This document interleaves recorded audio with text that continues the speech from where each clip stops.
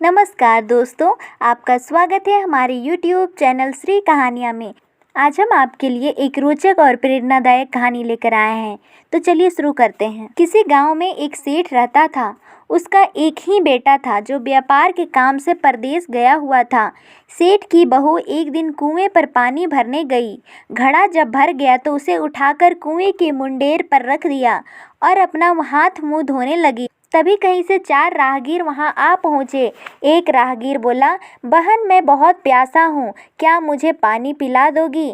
सेठ की बहू को पानी पिलाने में थोड़ी झिझक महसूस हुई, क्योंकि उस समय वह कम कपड़े पहने हुई थी।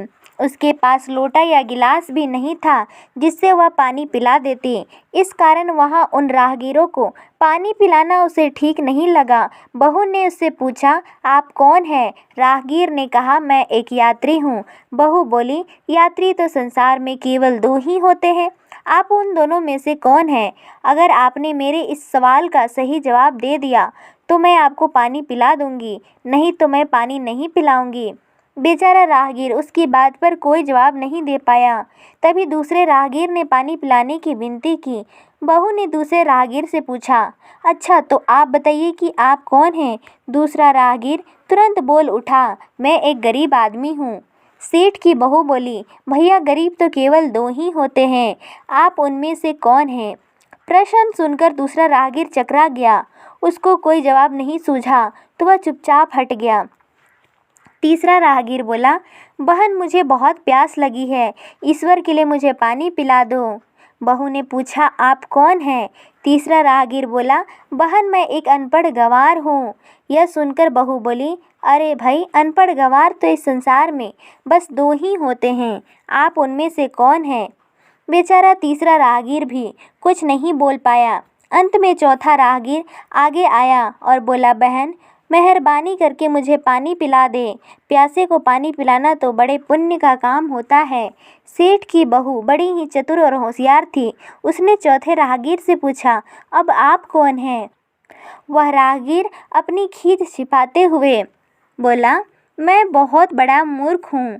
बहू ने कहा, मूर्ख तो संसार में केवल 2 ही होते हैं, आप उनमें से कौन हैं? वह बेचारा भी उसके प्रश्न का उत्तर नहीं दे सका। चारों पानी पिए बगैर ही वहाँ से जाने लगे तो बहू बोली, यहाँ से थोड़ी ही दूर पर मेरा घर है, आप लोग कृपया वहीं चलिए, मैं आप लोगों को पानी पिला दूंगी। चारों राहगीर उसके घर की तरफ चल पड़े। बहू ने इसी बीच पानी का घड़ा उठाया और छोटे रास्ते से अपने घर पहुंच गई। उसने घड़ा रख दिया और अपने कपड़े ठीक तरह से पहन लिए। इतने में वे चारों राहगीर उसके घर पहुंच गए। बहू ने उन सभी को गुड़ दिया और पानी पिलाया। पानी पीने के बाद वे राहगीर अपनी राह पर चल पड़े। सेठ उस समय घर में एक तरफ बैठा यह सब देख रहा था। उसे बड़ा दुख हुआ। वह सोचने लगा, इसका पति तो व्यापार करने के लिए परदेश गया है और यह उसकी गैर हाजिरी में पराए मर्दों को घर बुलाती है, उनके साथ हंसती बोलती है। इसे तो मेरा भी लिहाज नहीं है। यह सब देखकर मैं चुप रह गया तो आगे से इसकी हिम्मत और बढ़ जाएगी। मेरे सामने इसे किसी से बोलने बतियाने शर्म नहीं आती तो मेरे पीठ पीछे ना जाने क्या क्या करती होगी। फिर एक बात यह भी है कि बीमारी कोई अपने आप ठीक नहीं होती, उसके लिए वैद्य के पास जाना पड़ता है। क्यों न इसका फैसला राजा पर ही छोड़ दूं। यही सोचता वह सीधा राजा के पास जा पहुंचा और अपनी सारी परेशानी बताई। सेठ की बातें सुनकर राजा ने उसी वक्त बहू को बुलाने के लिए सिपाही बुलवा भेजे और उनसे कहा, तुरंत सेठ की बहू को राजसभा में उपस्थित किया जाए। राजा के सिपाहियों को अपने घर पर आया देख सेठ की पत्नी ने अपनी बहू से पूछा, क्या बात है बहू रानी, क्या तुम्हारी किसी से कहा सुनी हो गई थी जो उसकी शिकायत पर राजा ने तुम्हें बुलाने के लिए सिपाही भेज दिए? बहू ने सास की चिंता को दूर करते हुए कहा, नहीं माँ जी, मेरी किसी से कोई कहासुनी नहीं हुई है, आप जरा भी फिक्र ना करें। सास को आश्वस्त कर वह सिपाहियों से बोली, तुम पहले अपने राजा से यह पूछ कर आओ कि उन्होंने मुझे किस रूप में बुलाया है, बहन, बेटी या फिर बहू के रूप में। किस रूप में मैं उनकी राजसभा में उपस्थित हूँ।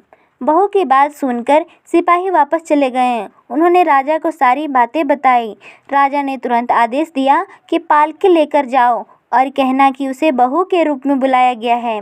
सिपाहियों ने राजा की आज्ञा के अनुसार जाकर सेठ की बहू से कहा, राजा ने आपको बहू के रूप में आने के लिए पालकी भेजी है। बहू उसी समय पालकी में बैठकर राजसभा में जा पहुंची। राजा ने बहू से पूछा, तुम दूसरों पुरुषों को घर पर क्यों बुला लाती हो, जबकि तुम्हारा पति घर पर नहीं है? बहू बोली, महाराज, मैं तो केवल कर्तव्य का पालन करती हूँ।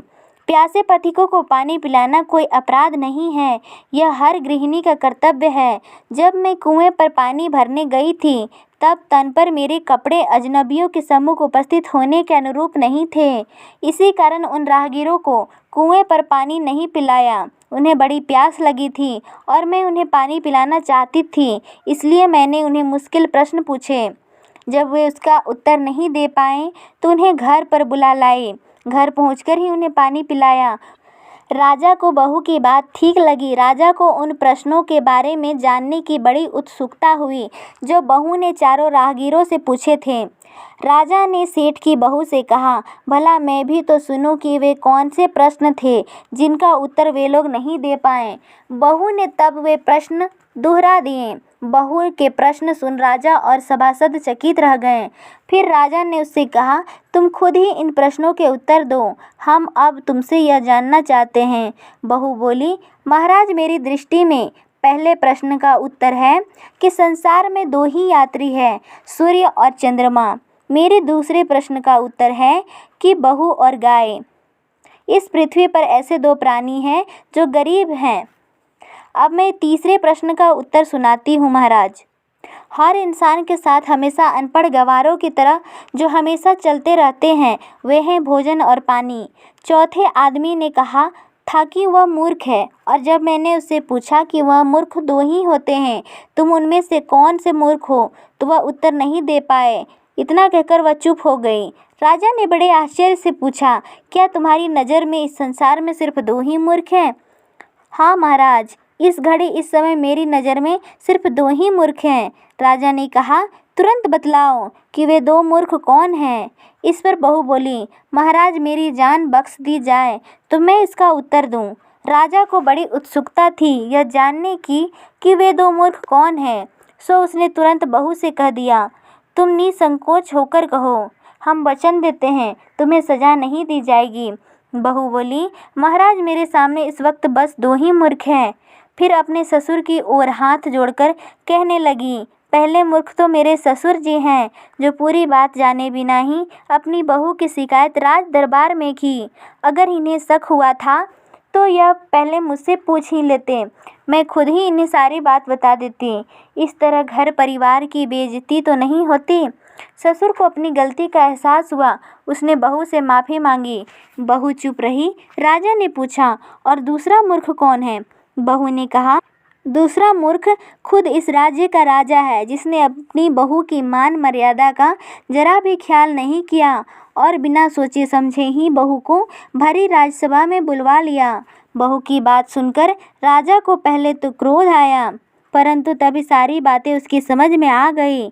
समझ में आने पर राजा ने बहू को उसकी समझदारी और चतुराई की सराहना करते हुए उसे ढेर सारे पुरस्कार देकर सम्मान सहित विदा कर दिया। कहानी को पूरा सुनने के लिए धन्यवाद। यदि आपको कहानी अच्छी लगी हो तो हमारे चैनल को सब्सक्राइब कर दें। Thank you.